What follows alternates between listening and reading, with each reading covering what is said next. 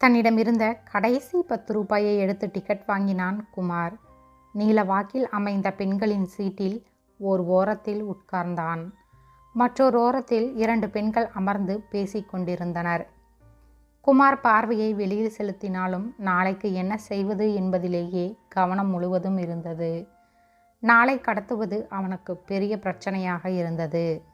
போராட்டமான வாழ்க்கையை பற்றியே அவனுடைய கவனம் முழுவதும் இருந்தபடியினால் ஓரத்தில் உட்கார்ந்திருந்த பெண்களை அவன் சரியாக கவனிக்கவில்லை. ஆனால் அவனை எல்லோரும் பார்த்தார்கள். குமாரின் தோற்றம் பார்ப்பவர்களுக்கு அழகு தராது. துன்பத்தோணியில் பயணம் செய்பவன் தூய்மையான தோற்றத்தை கொண்டிருக்க முடியுமா? காலத்தை ஓட்ட வேண்டும் என்று எண்ணுபவன் முகத்தில் புன்னகை பூத்திருக்குமா? அவனுடைய தோற்றம் வாடியிருந்தாலும் உள்ளம் கம்பீரத்துடனேயே இருந்தது. குறுந்தாடியும் கிருதாவும் காண்போரை என்னவோ போல செய்தாலும் அதனை அவன் பொருட்படுத்தவில்லை. அவனை பொறுத்தவரை இந்த புற அமைப்பின் வடிவம் ஒரு கற்பனை. இதற்கு முக்கியத்துவம் கொடுத்தால் வாழ முடியாது என்று எண்ணினான். ஸ்டாப்பில் பஸ் நிற்கவே வெளியில் பார்ப்பதை நிறுத்திவிட்டு உள்ளே கண்களை சுழலவிட்ட போது இந்த பெண்களும் தன்னையே கவனிப்பதை உணர்ந்தான். தன்னை பற்றி ஏதோ பேசுகிறார்கள் என்பதை புரிந்து கொள்ள அதிக நேரம் ஆகவில்லை. அவனை பற்றியே பேசி சிரித்து கொண்டிருந்தனர். யார் என்ன பேசினாலும் அவனுடைய வாழ்வு வளம் பெற்றுவிடப் போவதில்லை. பஸ் புறப்பட்டதும் அவர்களுடைய பேச்சு சுவாரஸ்யம் அதிகமாயிற்று. அடுத்த ஸ்டாப்பில் பஸ் நின்றதும் அந்த 2 பெண்களும் இறங்கினார்கள். குமாரை ஒரு பார்வை பார்த்துவிட்டு செல்ல அவர்கள் மறக்கவில்லை. அப்படி பார்க்கும்படி குமார் என்ன செய்தான்? அவர்களின் மனத்தில் அவனை பற்றி ஏதோ ஒரு எண்ணம் தோன்றியிருக்க வேண்டும். அதன் பயனாகத்தான் அவ்விதம் பார்த்தார்களோ? பஸ் நின்றதும் குமார் கடைசியாக இறங்கிய போது ஓரத்தில் பர்ஸ் கிடப்பது தெரிந்தது. ஒரு கணம் என்ன செய்வது என்றே தெரியவில்லை. கண்டக்டரிடம் கொடுத்து விடலாமா என்று யோசித்தான். நாமே எடுத்துக்கொண்டால்? இதுபோன்று பல யோசனைகள் அவனது மனத்தில் அலைமோதின.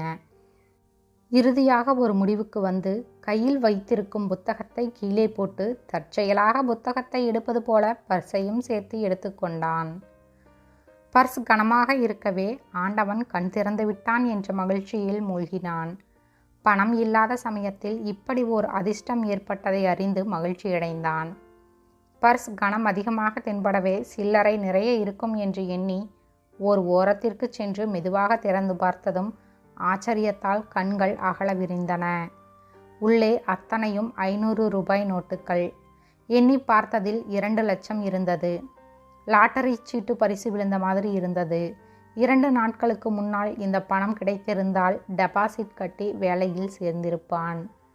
வேலை இல்லாமல் சும்மா சுற்றுகிறான் என்ற அவப்பெயர் நீங்கியிருக்கும்.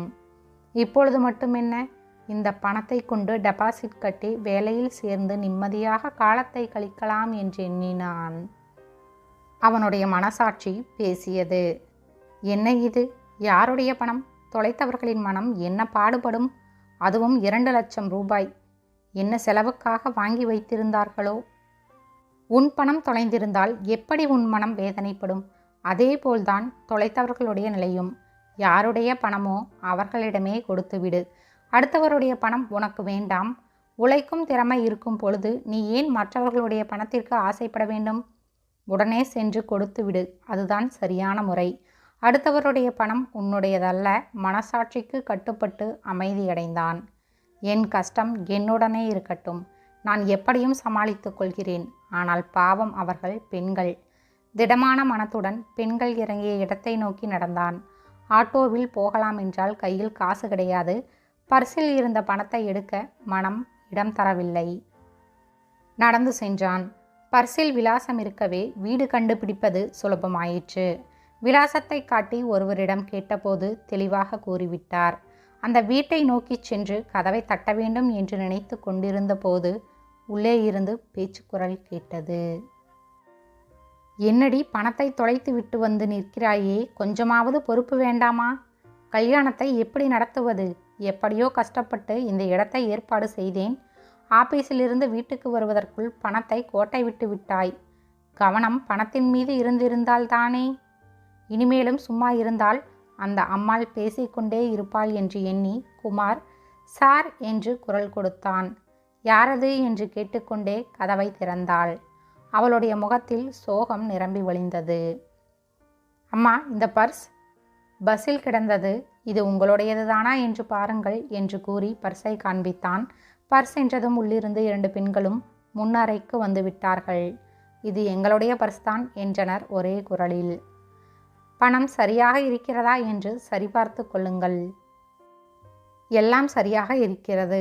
உங்களுக்கு எப்படி நன்றியை தெரிவித்துக் கொள்வதென்றே புரியவில்லை. இந்த பணம் மட்டும் இல்லை என்றால் கல்யாணம் தடைபட்டு போயிருக்கும். நீங்க மகாராஜனாக இருக்க வேண்டும். நீங்களாக இருந்தபடியினால் கொண்டு வந்து கொடுத்து விட்டீர்கள் என்றாள் அந்த அம்மாள். சரிங்க, நான் வருகிறேன். இவ்வளவு தூரம் வந்து உதவி செய்துவிட்டு வெறுமனே போகிறேன் என்கிறீர்களே, காப்பியாவது சாப்பிட்டு விட்டு போக வேண்டும் என்றனர் 2 பெண்களும். அதெல்லாம் ஒன்றும் வேண்டாங்க.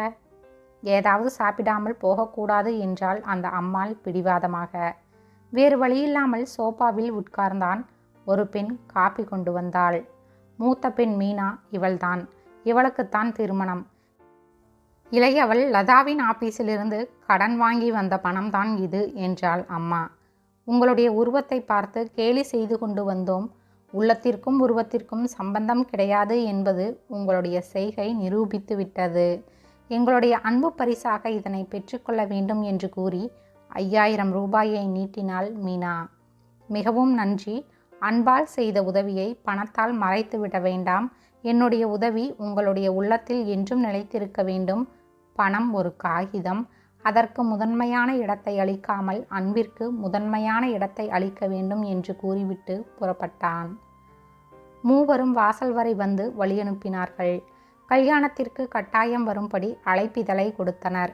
இந்த காலத்திலும் இப்படி ஒரு உண்மையான பிள்ளை என்று எண்ணிக்கொண்டே உள்ளே சென்றாள் அம்மா. அவர்களுடைய உள்ளத்திலே நீடித்து நிற்கும்படி செய்து விட்டான். அந்த உள்ளங்களில் என்றும் குடியிருக்கும் வகையில் அவனுடைய செயல் அமைந்தது. ஆனால் அவன் நிலையோ நாளை பொழுதை எப்படி கழிப்பது என்பதிலே கவனமாக இருந்தது. பிறகு எங்கெங்கோ வேலை தேடி அலைந்தான். அவனுடைய குணத்திற்கு ஏற்றாற்போல் ஒரு நல்ல வேலையும் கிடைத்தது. அந்த 2 பெண்களும் அவர்களது தாயும் நினைவுக்கு வந்தனர். திருமணத்திற்கு சென்றான். அவர்கள் இவனை கண்டதும் பெருமகிழ்ச்சி அடைந்தனர். மாப்பிள்ளை வீட்டாரோ வரதட்சணை கேட்டிருந்தார்கள். அவர்கள் கேட்ட அளவு செய்ய முடியாத நிலை அந்த அம்மாவுக்கு. இதையே காரணம் காட்டி திருமணம் நின்றது. மாப்பிள்ளை வீட்டார் கலைந்து சென்றனர். அந்த தாயோ கதறினாள். செய்வதறியாது தவித்த அவள் கண்களில் குமார் பட அவன் காலில் விழச் சென்றாள். அவனோ தடுத்து அந்த தாயின் கண்ணீரை துடைத்தான். பிறகென்ன, அனாதையான அவனுக்கும் சொந்தங்கள் கிடைத்து விட்டன. மீனாவுக்கும் குமாருக்கும் சிறப்பாக திருமணம் முடிந்தது. ஒரு நல்லவனின் கையில்தான் தன் மகளை ஒப்படைத்திருக்கிறோம் என்ற ஆனந்தத்தில் அந்த தாய் நிம்மதியடைந்தாள். இந்த கதை பிடித்திருந்தால் லைக் செய்யவும், சப்ஸ்கிரைப் செய்யவும். நன்றி.